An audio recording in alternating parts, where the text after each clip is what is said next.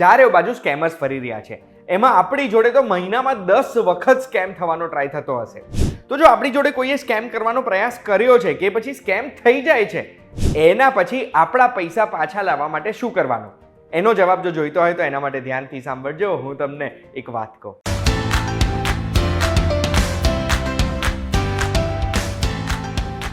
એક વાત કહું, આપનું સ્વાગત છે. મારું નામ છે ગુંજ ઠક્કર. ઘણી વખત ધૂનમાં ને ધૂનમાં આપણે જે વસ્તુ આપણને મેસેજમાં કીધેલી હોય, લિંક ક્લિક કરવાની, પૈસા જમા કરવાની કે પછી આપણી ડિટેલ્સ માંગી હોય, આપણે એન્ટર તો કરી દેતા હોય છે. પછી લાઈટ થાય છે કે આ તો યાર કદાચ સ્કેમ થઈ શકે છે આ ડિટેલથી આપણી સાથે, કે પછી જેન્યુઇનલી આપણી જોડે સ્કેમ થઈ જાય છે. આવા સંજોગોમાં આપણે શું કરવું જોઈએ? વન બાય વન હું તમને સ્ટેપ્સ કહું છું. આ સ્ટેપ ફોલો કરજો. પહેલો સ્ટેપ કહું એની પહેલા તમને સૌથી ઇમ્પોર્ટન્ટ વસ્તુ કહી દઉં છું. ગભરાતા નહીં. જે થયું છે થઈ ગયું છે. હવે મગજને સાફ રાખીને પેનિક કર્યા વગર હું કહું છું એટલી વસ્તુ કરી દેવાની. સૌથી પહેલું છે ડિલીટ કરો એવા દરેક એપ જે એપ તમે ઇન્સ્ટોલ કર્યા હોઈ શકે છે આ સ્કેમરના કહેવા ઉપર કે પછી કોઈ લિંક ક્લિક કરીને. સાચા દેખાતા એપ પણ નકલી એપ હોય જે આપણા પાસવર્ડ ને બધું લઈને જતા રહ્યા હોય. એટલે પહેલા તો એપ ડિલીટ કરો એટલે આપણા ફોનમાંથી એમને નવી માહિતી નહીં મળે. નવી મીડિયા પરમિશન આપણે આપેલી હોય તો નવી વસ્તુ એ ડાઉનલોડ નહીં કરી શકે. આપણે કોઈ લિંક ઉપર ક્લિક કર્યું છે તો એ વેબસાઇટને તરત જ બંધ કરી દો, ફોનને રિસ્ટાર્ટ કરી દો. તરત જ બીજો સ્ટેપ જે આપણે લઈ શકીએ છીએ સ્કેમ થયા પછી કે અટેમ્પ્ટ થયા પછી એ 1930 ઉપર સાયબર ક્રાઇમને આપણે જાણ કરી શકીએ છીએ. માની લો આપણા ખાતામાંથી પૈસા જતા રહ્યા છે અને આપણે ટાઈમસર અગર સાયબર ક્રાઇમને જાણ કરી દઈએ છીએ ને તો આપણા ખાતામાંથી જે ખાતામાં ગયા, બીજા ખાતામાંથી જે ખાતામાં ગયા, એ લિંક શોધીને તરત જ થોડાક જ કલાકોમાં સાયબર ક્રાઇમ આ ટ્રાન્ઝેક્શન અટકાઈ શકે છે અને ઊંધા રિવર્સ ટ્રાન્ઝેક્શન કરીને આપણા ખાતામાં પાછા પૈસા લાવી શકે છે જો એ સ્કેમરે પૈસા ઉપાડ્યા નથી તો, કે સિસ્ટમની બહાર કાઢી દીધા નથી તો. ભારતીય બેંક્સમાં હશે, હજુ ઇન્ડિયન બેન્કિંગમાં હશે તો સાયબર ક્રાઇમ તમારા પૈસા પાછા લાવી શકશે. અને એટલી જ સૌથી ઇમ્પોર્ટન્ટ અને સૌથી મોટો સ્ટેપ છે. ત્રીજો સ્ટેપ છે આપણી બેંકને જાણ કરવાની. સ્કેમનો અટેમ્પ્ટ થયો છે, આપણાથી આપણી ડિટેલ એન્ટર થઈ ગઈ છે કે પછી આપણાથી આપણી ડિટેલ અપાઈ ગઈ છે, એવું કશું બી થઈ ગયું છે ને તો સૌથી પહેલા બેંકને જાણ કરી દો કે મારાથી આ ભૂલ થઈ ગઈ છે. તરત જ મારું અકાઉન્ટ ફ્રીઝ કરી દો, કોઈ પણ પૈસા ઉપાડી ના શકે એવું કરી દો.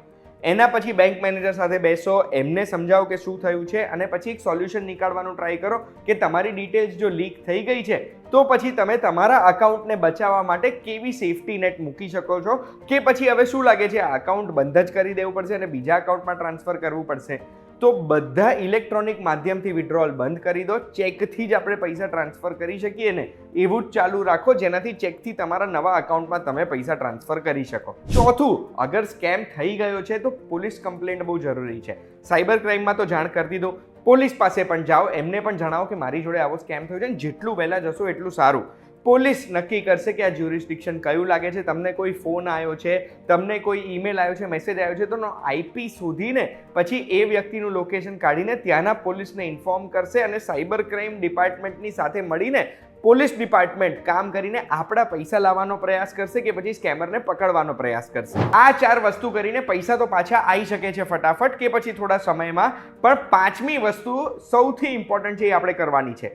અગર આપણી જોડે સ્કેમ થવાનો પ્રયાસ થયો છે કે પછી સ્કેમ થયો છે તો શાંત પડી જાઓ અને વિચારો, રિફ્લેક્ટ કરો કે આ વસ્તુ આપણી સાથે થઈ કઈ રીતે.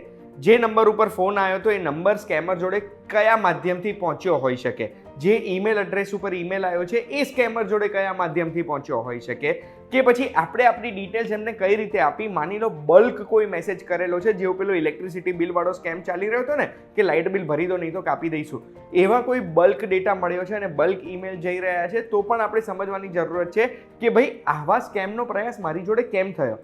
જે દિવસે આપણે સમજી જઈશું ને એ દિવસે તરત જ તમને ખબર પડી જશે કે આ મેસેજ તમને આ માધ્યમથી કેમ આવ્યો છે, કે આવી વસ્તુઓનો પ્રયાસ તમારી સાથે કેમ થયો છે અને તમે એને જડમૂળથી જ કાપી શકશો કે તમારી જોડે ફ્યુચરમાં આવા અટેમ્પ્ટ ના થાય. તમારી ડિટેલ તમે બધે શેર કરવાનું બંધ કરી દેશો તો.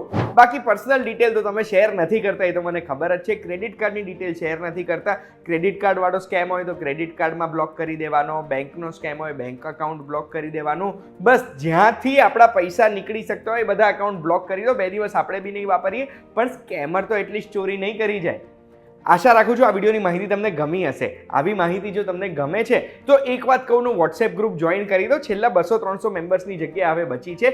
લિંક ડિસ્ક્રિપ્શનમાં મૂકી છે, એ લિંક ઉપર ક્લિક કરીને તમે મેમ્બર બની શકશો. અને એક વાત કહું, આ વિડીયો જેવા રિલીઝ થાય એવા તરત જ તમે પણ જોઈ શકશો.